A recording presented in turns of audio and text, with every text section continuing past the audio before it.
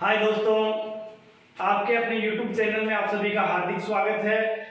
मैं विजय कुमार जहांगीर आज आपके लिए लेकर आया हूँ एक नया टॉपिक। पिछले जो हमारे टॉपिक थे डाइजेशन के वो सभी कंप्लीट हो चुके थे।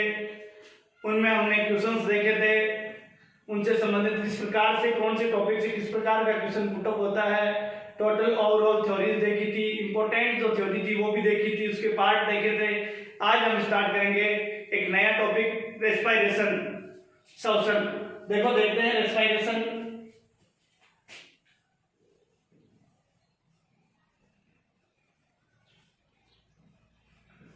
श्वसन, आज इसके बारे में हम रेस्पिरेशन की डेफिनेशन, प्रकार, किस प्रकार से रेस्पिरेशन होता है, रेस्पिरेशन में कौन कौन सी क्रियाएं होती है, उन सभी के बारे में हम विस्तृत अध्ययन करेंगे और संबंधित क्वेश्चंस है उनको साथ साथ में सॉल्व करते जाएंगे। ऐसे क्वेश्चन जो कंपटीशन लेवल में आए वो किस प्रकार से आएंगे और थ्योरेटिकल जो क्वेश्चन होते हैं सभी प्रकार के क्वेश्चन सॉल्व करेंगे। देखो श्वसन की बात करते हैं।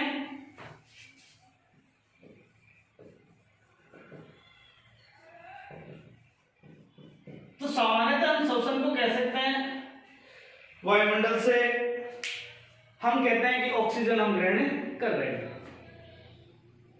भाई हम छोटी क्लासों से लेकर बड़ी क्लासों तक यही पढ़ते आए आज तक कि वायुमंडल से हमने श्वास में ऑक्सीजन गैस ले ली, कार्बन डाइऑक्साइड बाहर निकाल ली। नहीं, हमें होता क्या है श्वसन में, कैसी कैसी क्रियाएं होती है, किस प्रकार से वातावरण और हमारी बॉडी के मध्य जो संबंध होता है, किस प्रकार से कौन सी क्रियाएं होती है, उनके बारे में अध्ययन करके बताएंगे। देखो हम कह सकते हैं कि वायुमंडल में विभिन्न प्रकार की गैसें होती हैं। हम ऐसा नहीं कह सकते कि वायुमंडल में केवल और केवल ऑक्सीजन गैस होती है, सभी प्रकार की गैसें होती है। तो गैसों का क्या होता है, एक मिश्रण होता है। उन गैसों के मिश्रण में हमारी बॉडी के मध्य क्या होता है, आदान प्रदान, और वो आदान प्रदान गैसों का क्या होता है, क्लाइमेट, पर्यावरण के और हमारे शरीर के अंतर्गत ब्लड के साथ में, कोशिकाओं के साथ में, ये इनके मध्य जो क्रिया होती है उस क्रिया को कह सकते हैं श्वसन। या कह सकते हैं ऐसी क्रिया जैसे कह सकते हैं ऑक्सीकरण, भोजन के अंदर भोजन का क्या हो जाता है, ऑक्सीकरण। देखो ग्लूकोज का विघटन होता है, उस क्रिया को हम कह सकते हैं श्वसन। तो देखो डेफिनेशन क्या कह सकते हैं हम श्वसन को,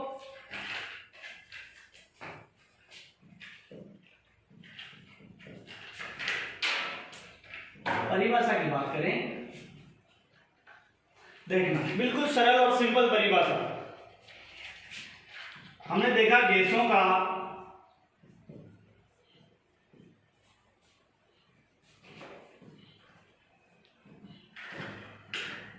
आदान प्रदान, या कह सकते हैं गैसों के आदान प्रदान की क्रिया,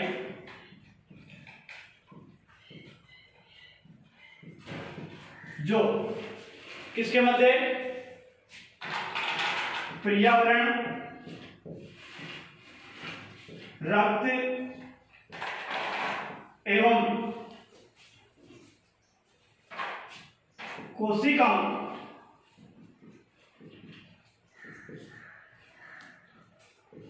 के मध्य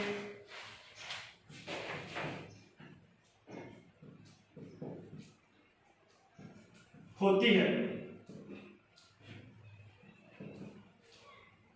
उसे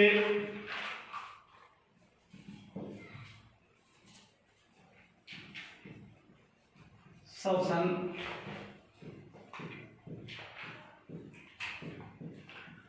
कहते हैं। फिर से देखना, हमने देखा कि वायुमंडल में जो गैसें होती है वो गैसें बॉडी में प्रवेश करती हैं, तो बॉडी के अंदर ब्लड में, सेल्स में जो क्रियाएं होती हैं उनसे संबंधित ऑक्सीजन या विभिन्न प्रकार की जो गैसें, उन गैसों के मध्य की जो क्रियाएं होती है उस क्रिया को हमने क्या कहा, श्वसन। दूसरे शब्दों में यदि और देखा जाए तो हम कह सकते हैं कि वह प्रक्रिया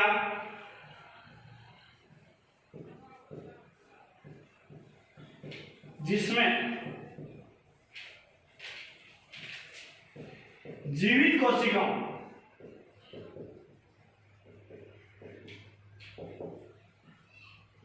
कोशिकाओं के भोजन का ऑक्सीकरण करके, जब भोजन का ऑक्सीकरण की क्रिया होगी, यहां देखना भोजन के ऑक्सीकरण की क्रिया कैसे है कि हम भोजन में कार्बोहाइड्रेट लेते हैं,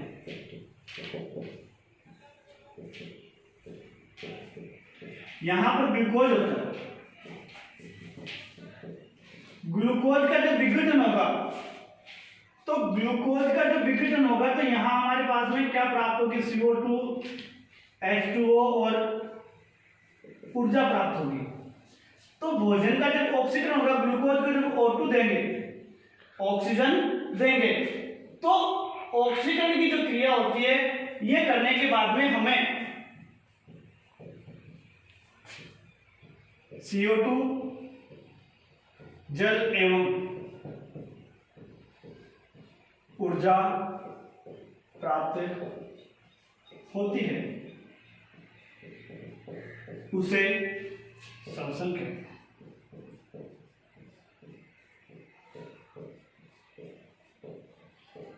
ये हो गई हमारे श्वसन की डेफिनेशन।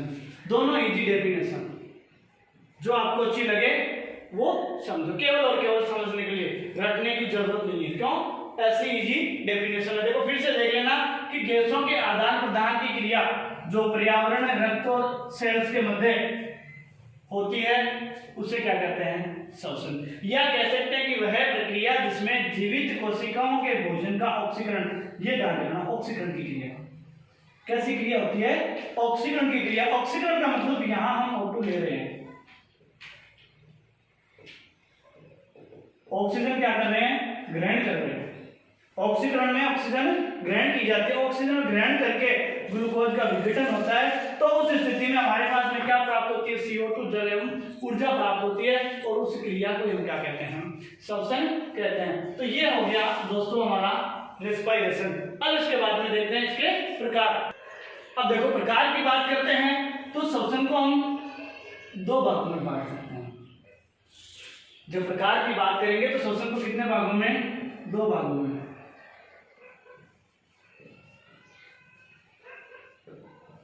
Two types. पहला एक्सटर्नल रेस्पिरेशन और दूसरा इंटरनल रेस्पिरेशन।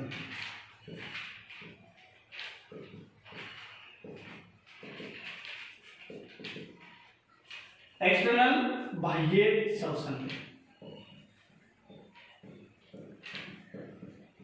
और इंटरनल आंतरिक श्वसन।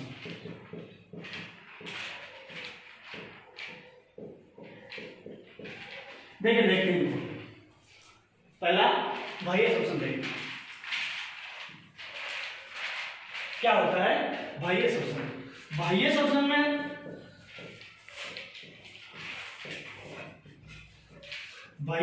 में दोस्तों क्या होता है, वायुमंडल से क्या ली जाती है, O2।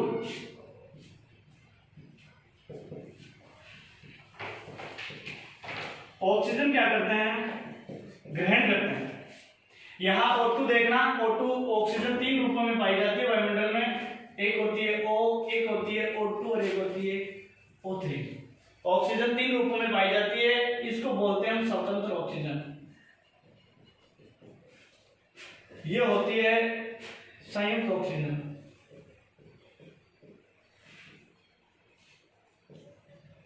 और O3 बन जाती है हमारी ओजोन। तीनों पूछा जाता है, कई बार पूछा जाता है कंपटीशन लेवल में, जब देखा जाए कि स्वतंत्र ऑक्सीजन है, निम्न में से स्वतंत्र ऑक्सीजन है, तो वहां उस स्थिति में जब स्वतंत्र का नाम आएगा तो कौन सी होगी, केवल और केवल ऑक्सीजन। संयुक्त में O2 और ओजोन का फॉर्मूला O3। जब ये दोनों आपस में संयोग कर जाते हैं तो क्या हो जाती है, O3 का निर्माण हो जाता है, ओजोन का निर्माण। तो हम ऑक्सीजन में कौन सी लेते हैं, O2। ऑक्सीजन ग्रहण करते हैं और CO2 क्या करते हैं, बाहर निकालते हैं। ऑक्सीजन क्या की, ग्रहण की और CO2 बाहर निकाले। इस क्रिया को क्या कहेंगे हम, बाह्य श्वसन कहेंगे दोस्तों। तो हमारी डेफिनेशन क्या हो सकती है कि ऑक्सीजन को ग्रहण करना और CO2 को बाहर निकालने की जो क्रिया होती है वो कैसी होगी, बाह्य शोषण। इस स्थिति में क्या हो जाएगा, यहाँ केवल और केवल किसी प्रकार की केमिकल रिएक्शंस नहीं होगी, कोई भी रासायनिक क्रिया नहीं होगी। यहाँ केवल और केवल बॉडी के अंदर जो डायफ्राम होता है उस डायफ्राम की स्थिति में परिवर्तन होता है। तो यहाँ हम एक क्वेश्चन बनता है, कई बार प्रश्न पूछा जाता है कि बाह्य जो शोषण होता है वो कैसे प्रक्रिया है। दो प्रक्रियाएं होती है, एक तो फिजिकली और केमिकली, भौतिक और दूसरी रासायनिक। तो यहां प्रश्न हो गया, मान लो यहां प्रश्न एक क्वेश्चन बना दिया कि बाह्य शोषण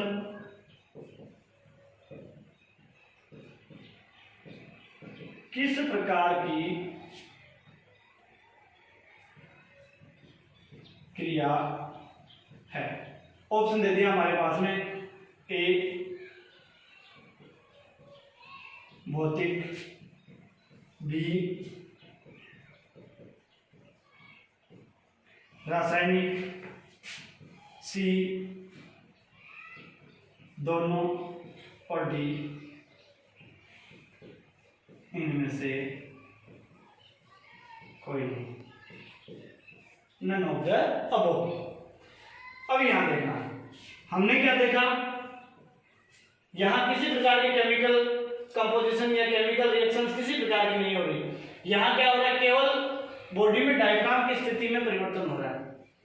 यदि चपटा हो जाता है तो वापस पुनः अपनी मूल स्थिति में वापस आ जाता है। यहाँ किसी प्रकार का कोई परिवर्तन नहीं होता। तो वो कैसा परिवर्तन हो जाएगा, भौतिक। केवल और आकार में परिवर्तन होगा। किसके आकार में, डायफ्राम की स्थिति में परिवर्तन होगा, तो वो कैसा हो गया, भौतिक। तो हम कह सकते हैं कि बाह्य शोषण क्या है,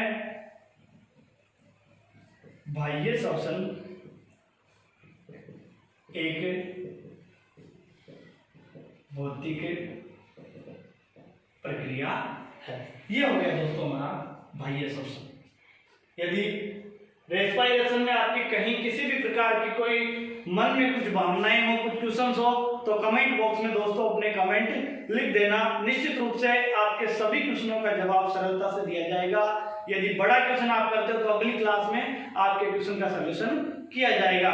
यदि आपको हमारी क्लास अच्छी लग रही है तो ज्यादा से ज्यादा लाइक करें, शेयर करें और हमारे चैनल को सब्सक्राइब करें। देखो, उसके बाद में बात करते हैं हम आंतरिक शोषण। यहां आंतरिक बॉडी के अंदर की क्रियाएं होंगी। ऑक्सीजन ले ली हमने वायुमंडल से, अब उसके बाद में ब्लड के साथ में मिलने वाली जो क्रियाएं होगी वो इंटरनल रेस्पिरेशन में आती है। यहां क्या होता है, ऑक्सीजन ले ली, ऑक्सीजन का क्या हो गया उपयोग, बॉडी में ऑक्सीजन का उपयोग हुआ, ब्लड में गई, ग्लूकोज का विघटन हुआ। विघटन होने के बाद में यहां क्या होगा, CO2 तथा ATP। ATP का मतलब कह सकते हैं हम ऊर्जा का उत्पादन। O2 काम में ले रहे हैं, काम में लेने के बाद में बन क्या रही है, CO2 बन रही है और ATP बन रही है ऊर्जा। ATP के बारे में देखो यहां बात करेंगे, एक होती है ATP, एक होती है ADP। देखेंगे अभी ATP और ADP को, पहले इसको समझो। आंतरिक शोषण, O2 का क्या हो रहा है उपयोग और CO2 और ATP क्या हो रही है, उत्पादन। उत्पादन का मतलब बन रही है, अर्थात यहाँ कुछ ना कुछ किसी प्रकार से कुछ टूट रहा है। क्या टूट रहा है वो आगे देखेंगे इसमें आंतरिक शोषण में। देखो ATP, A का मतलब होता है एडिनोसिन,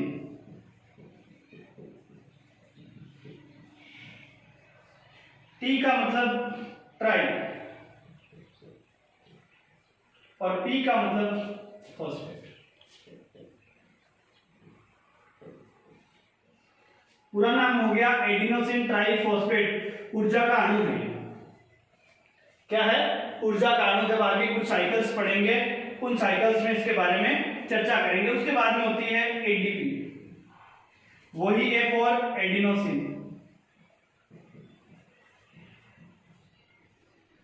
D फॉर डाई और P फॉर फॉस्फेट। एटीपी क्या होगी, एडिनोसिन ट्राइफॉस्फेट, और एडीपी होगी एडिनोसिन डाइफॉस्फेट। ये था आंतरिक श्वसन। अब देखेंगे आंतरिक श्वसन के प्रकार। अब देखो इंटरनल श्वसन के प्रकार।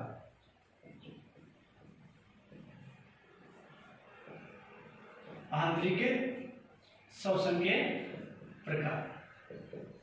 जिस प्रकार से रेस्पिरेशन को हमने दो पार्ट बनाए थे, उसी प्रकार से आंतरिक श्वसन के भी कितने होते हैं, 2 टाइप्स होते हैं। देखो 2 प्रकार। पहला एरोबिक रेस्पिरेशन, और दूसरा अनएरोबिक।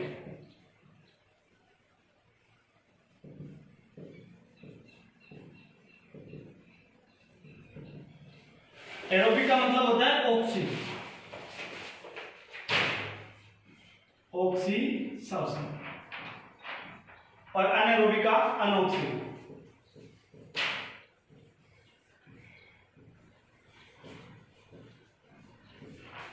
ऑक्सी श्वसन और अनऑक्सी। बिल्कुल इतना इजी टॉपिक है, नाम से ही पूरी डेफिनेशन निकल जाती है। यहां एरोबिक, हिंदी नाम देखो ऑक्सी,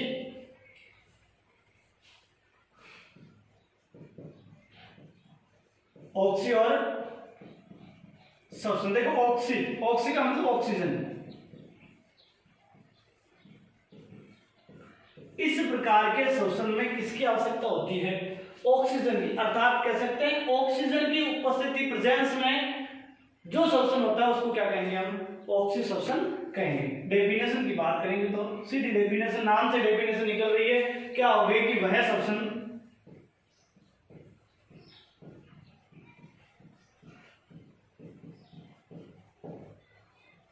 जिसमें यह जो ऑक्सीजन की उपस्थिति में होता है उसे ऑक्सी श्वसन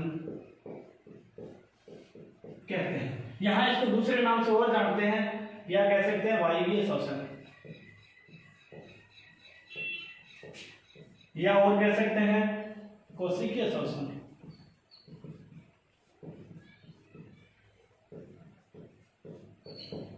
दोनों नाम से भी पुकार सकते हैं इसको, वायवीय श्वसन भी कह सकते हैं, कोशिकीय श्वसन भी कह सकते हैं। देखते हैं इसके बारे में एरोबिक रेस्पिरेशन में क्या क्या होता है। ये जो एरोबिक रेस्पिरेशन होता है वो बॉडी में कहां कंप्लीट होता है, ये कोशिका के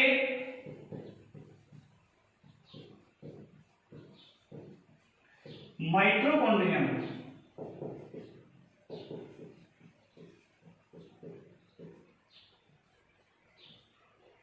माइटोकॉन्ड्रिया में कंप्लीट होता है। कोशिका का जो भाग होता है माइटोकॉन्ड्रिया, इसको कह सकते हैं पावर हाउस। बॉडी का पावर हाउस कहा जाता है, शक्ति गृह।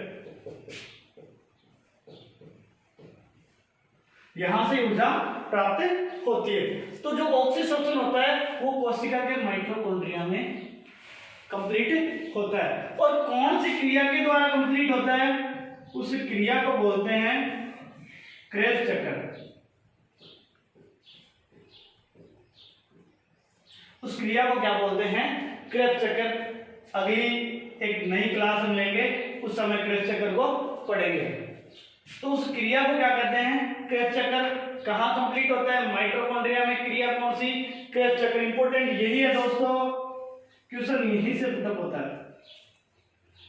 पूछा जाता है ऑक्सी श्वसन कोशिका में कहां कंप्लीट होता है, तो वहां हमारा क्वेश्चन का आंसर होगा माइटोकॉन्ड्रिया में। या कह सकते हैं ऑक्सी श्वसन कौन सी क्रिया के द्वारा कंप्लीट होता है, तो आंसर हो गया क्रेब्स चक्र। यहां देखो हमें पता है, हमने जब रेस्पिरेशन श्वसन की परिभाषा लिखी थी तो उस समय ये कहा था कि भोजन का ऑक्सीकरण।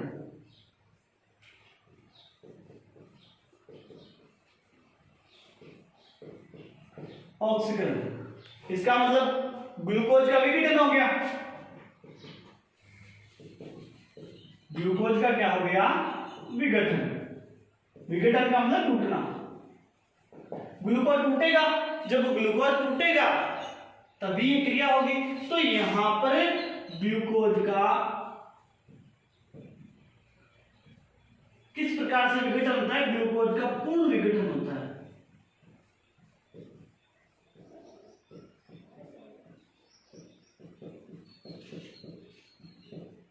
पूर्ण विघटन का मतलब ग्लूकोज पूरी तरह से टूटकर नए उत्पाद के रूप में बदल जाता है।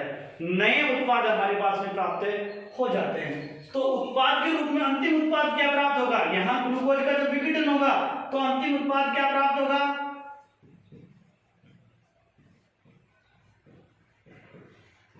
अंतिम उत्पाद हमारे पास में प्राप्त होगा CO2 जल एवं ऊर्जा। CO2 जल एवं ऊर्जा। देखो किस प्रकार से अंतिम उत्पाद प्राप्त होगा। देखो देखते हैं किस प्रकार से विघटन होता है। एक समीकरण से देखो, हमने देखा ग्लूकोज का विघटन हो गया।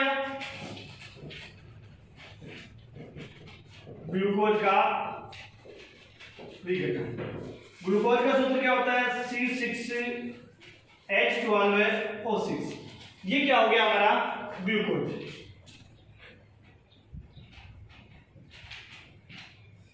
ग्लूकोज हो गया। ग्लूकोज को हमने ये कहा कि ग्लूकोज का क्या हो गया? ऑक्सीकरण। ऑक्सीकरण का मतलब यहां O2 प्राप्त हो गई। 6 अणु O2 के लिए 1 अणु ग्लूकोज का, 1 अणु ग्लूकोज का 6 अणु ऑक्सीजन के, तो ये टूटे। यहां क्या लिखा था हमने? पूर्ण विघटन। ग्लूकोज का क्या हो गया? पूर्ण विघटन। पूर्ण विघटन हो गया तो देखो क्या बनी हमारे पास में अंतिम उत्पाद? हमने लिखा था CO2 जल और ऊर्जा, 3 चीजें ली थी। CO2 कितने अणु? 6 अणु। 6 अणु ऑक्सीजन के लिए तो 6 अणु CO2 के बाहर निकले। 6 अणु जल के प्लस ऊर्जा कितनी बनी? 686 किलो कैलोरी। यह ऊर्जा हमें प्राप्त हुई। हमने यही देखा था अंतिम उत्पाद CO2 जल, H2O ऊर्जा।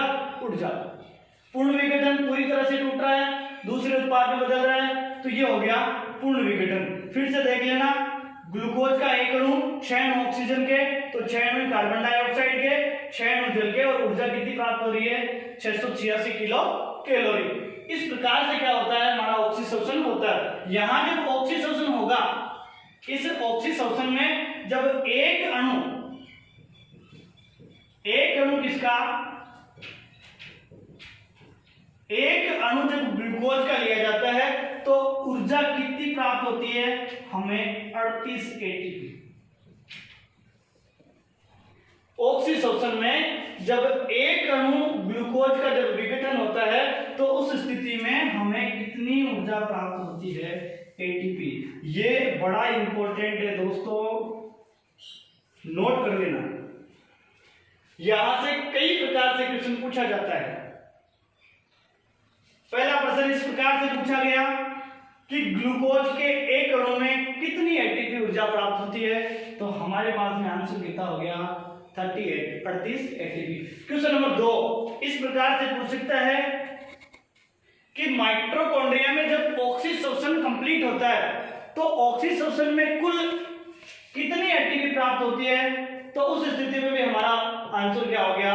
38 एटीपी। क्वेश्चन नंबर 3 इस प्रकार से बन सकता है कि क्रेब्स साइकिल में कितनी ऊर्जा प्राप्त होती है या कितने एटीपी अणु हमें प्राप्त होते हैं? तो वो हो गए 38 एटीपी के अणु। इस प्रकार से हमारा ऑक्सीशोषण कंप्लीट हो जाता है। अब देखो दूसरा पार्ट, अनऑक्सीशोषण।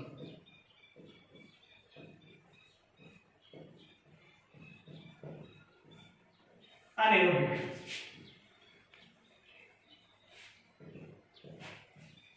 रेस्पिरेशन यहां देखना एरोबिक रेस्पिरेशन, हम एरोबिक रेस्पिरेशन के कंपैरिजन में इसको पढ़ते रहेंगे।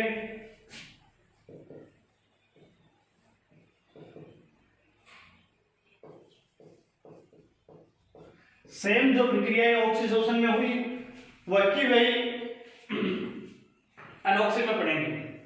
देखो इसमें हमने लिखा था कि ऑक्सीजोशन ऑक्सीजन की उपस्थिति में जो शोषण होता है वो कैसा ऑक्सीजोशन है। यहां वही अनऑक्सी ऑक्सीजन की अनुपस्थिति में वह शोषण जो ऑक्सीजन की अनुपस्थिति में संपन्न होता है उसे क्या कहेंगे हम ऑक्सीशोषण। ऑक्सीशोषण में डेफिनेशन O2 की उपस्थिति, ये कहां कंप्लीट हो रहा था, कोशिका के माइटोकॉन्ड्रिया में। यह भी कोशिका में कंप्लीट होगा, ये कहां होगा,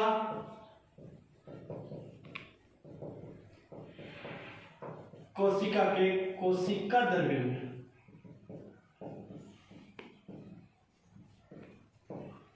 अब बात देखो यहां करते हैं, आपके मन में भी कुछ क्वेश्चन होगा, सर ऑक्सीजन के बिना तो हम शोषण कर ही नहीं सकते। क्वेश्चन आपके मन में बिल्कुल होगा ये कि ऑक्सीजन नहीं होगी तो मर जाएंगे, हम शोषण कैसे करेंगे ऑक्सीजन की बगैर उपस्थिति में। बिल्कुल करेंगे। कई बार हम मेहनत का काम करते हैं, शारीरिक व्यायाम करते हैं, कुछ मेहनती काम करते हैं, उस स्थिति में बॉडी को ऑक्सीजन की ज्यादा आवश्यकता पड़ जाती है। जब व्यायाम की स्थिति होती है, एक साधारणतः जो मनुष्य होता है सामान्य श्वास की प्रक्रिया करता है, उस समय वो 1 मिनट में 15 से 18 बार शोषण करता है,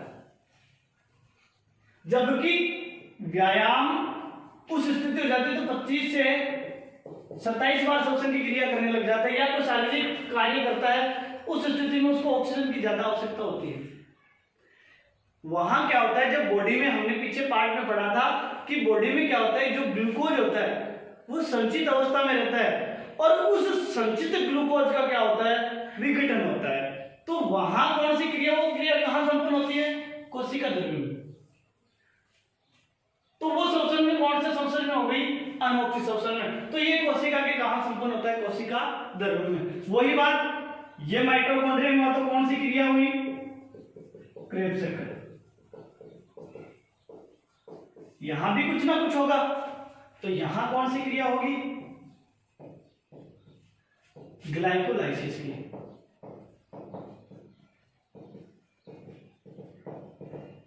यहां कैसी क्रिया होगी, ग्लाइकोलाइसिस की। हमने देखा था पिछली क्लास में, ग्लाइकोलाइसिस ग्लूकोज का किसमें बदलना, लैक्टिक एसिड में, लैक्टिक अम्ल में बदलना, वो प्रक्रिया क्या कहलाती है, ग्लाइकोलाइसिस की क्रिया कहलाती है। तो यहां हो गई कोशिका द्रव्य में क्रिया कौन सी, ग्लाइकोलाइसिस। यहां देखा हमने ग्लूकोज का क्या हुआ, पूर्ण विघटन। ग्लूकोज का कैसा विघटन हुआ, पूर्ण विघटन। जबकि यहां कैसा विघटन होता है, ग्लूकोज का अपूर्ण विघटन होता है। पूर्ण विघटन नहीं होता, वो के वही उत्पाद उसके अणुसूत्र में प्राप्त होते हैं, केवल और केवल तत्वों की मात्रा कंप्लीट होती है। ग्लूकोज पूर्ण रूप से नहीं टूटता। यहां ग्लूकोज का हमने देखा था पूर्ण रूप से विघटन हो गया था और नए उत्पाद बन गए थे, क्या, CO2 और H2O। जबकि ऊर्जा प्राप्त हुई, ऊर्जा कितने, ATP 38 ATP प्राप्त हुई थी हमें यहाँ। तो यहाँ कैसा विघटन हो गया, अपूर्ण विघटन। यहां देखा था हमने अंतिम उत्पाद,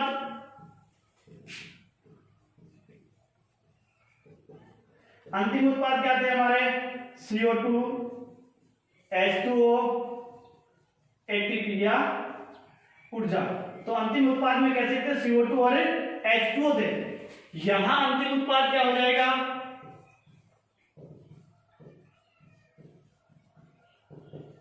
भाई ऑक्सीजन की क्रिया होती है, CO2 तो बॉडी से बाहर जाती है, तो अंतिम उत्पाद क्या हो गया, CO2, लैक्टिक एसिड या एल्कोहल।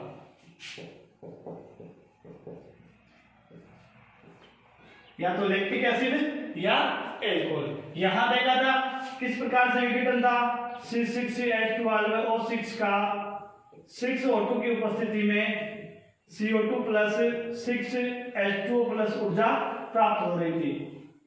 यहां देखेंगे हम समीकरण से देखते हैं किस प्रकार से ऑक्सीजन कंप्लीट होता है। पहले देखेंगे नंबर 1 में लैक्टिक एसिड के साथ में किस प्रकार से बॉडी में लैक्टिक एसिड बनता है। श्वसन की प्रक्रिया होती है, वहां लैक्टिक एसिड किस प्रकार से बनता है। देखो हमें पता है भाई ग्लूकोज तो लेना ही है, ग्लूकोज होगा तभी तो श्वसन होगा, इसका विघटन होगा, पूर्ण विघटन नहीं तो अपूर्ण विघटन होगा, विघटन तो इसका होगा। ग्लूकोज हो गया C6H12O6, ये ग्लूकोज हो गया। उसके बाद में दो अणु एडीपी के और दो अणु किसके, फॉस्फेट के।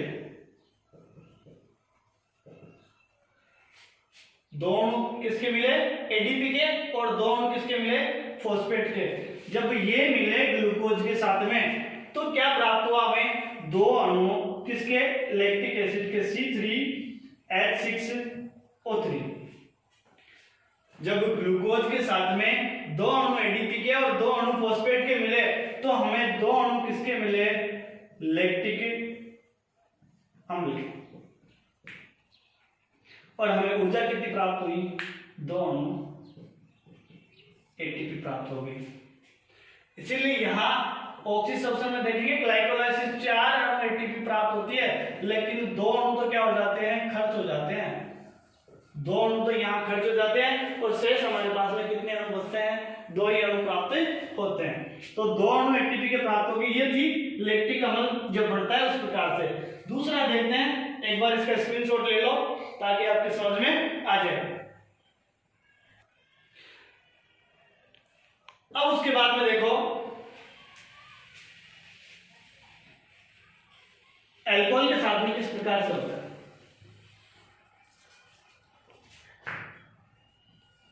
ये तो कंप्लीट हो गया हमारा।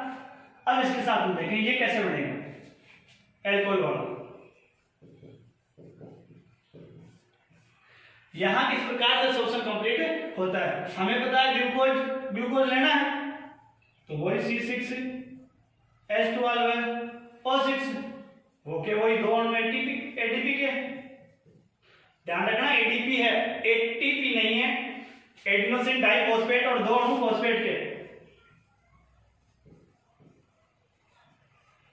दो अणु फॉस्फेट के, ग्लूकोज का एक अणु, दो अणु एडीपी के, एडिनोसिन डाइफॉस्फेट और दो अणु फॉस्फेट के। ये जब मिले तो हमारे पास में दो अणु किसके, एथिल अल्कोहल के, और दो अणु CO2 के। पर हमारे पास में दो अणु किसके बन गए, एटीपी के प्राप्त हो गए। तो वही दो अणु यहां प्राप्त हो रहे हैं और वही दो अणु किसके थे, लैक्टिक एसिड में। तो कह सकते हैं ग्लाइकोलाइसिस जहां कंप्लीट होता है वहां कितने अणु एटीपी के प्राप्त होते हैं, दो अणु, जबकि यहां कितने थे, 38। ओवरऑल यदि देखा जाए कि शोषण की ऑक्सी या अनऑक्सी तो वहां कितना होता है, 40 अणु एटीपी काम में आती है। फिर से देख लेना, अल्कोहल के साथ में हमारे पास में एक अणु किसका हो गया, ग्लूकोज का हो गया, दो अणु एडीपी के, दो अणु फॉस्फेट के, और एथिल अल्कोहल और दो अणु CO2 के, दो अणु एटीपी के प्राप्त हो गए। तो दोस्तों ये था हमारा ऑक्सी और अनऑक्सी शोषण। फिर से एक बार दोनों में मैं कंपैरिजन साथ में कर देता हूं। यहाँ ऑक्सीजन की उपस्थिति, जबकि ऑक्सीशोषण में उपस्थिति, जबकि अनऑक्सी में अनुपस्थिति। ऑक्सीशोषण में ये कहाँ होता है? माइटोकॉन्ड्रिया में, जबकि अनऑक्सीशोषण यहाँ कोशिका द्रव्य में। ये कौन सी क्रिया के द्वारा? क्रेब्स चक्कर। ये किस प्रकार से? ग्लाइकोलाइसिस। यहाँ ग्लूकोज का पूर्ण विघटन होता है, जबकि यहाँ अपूर्ण विघटन। अंतिम उत्पाद यहाँ क्या बना? CO2 H2O। यहाँ हमारे पास में अंतिम उत्पाद CO2 लैक्टिक एसिड और एल्कोहल। यहाँ हमने देखा कितने अणु प्राप्त हो रहे थे एटीपी के? 38। यहाँ कितने प्राप्त हो रहे हैं? 2 अणु। ये एल्कोहल के साथ में करवा दिया, आपको लैक्टिक एसिड के साथ में, दोनों में करवा दिया। इस प्रकार से हमारा श्वसन का ये टॉपिक कंप्लीट होता है। नेक्स्ट क्लास में हम देखेंगे रेस्पिरेशन सिस्टम, श्वसन तंत्र। तो दोस्तों मिलते हैं अगली क्लास के साथ। जय हिंद, जय भारत।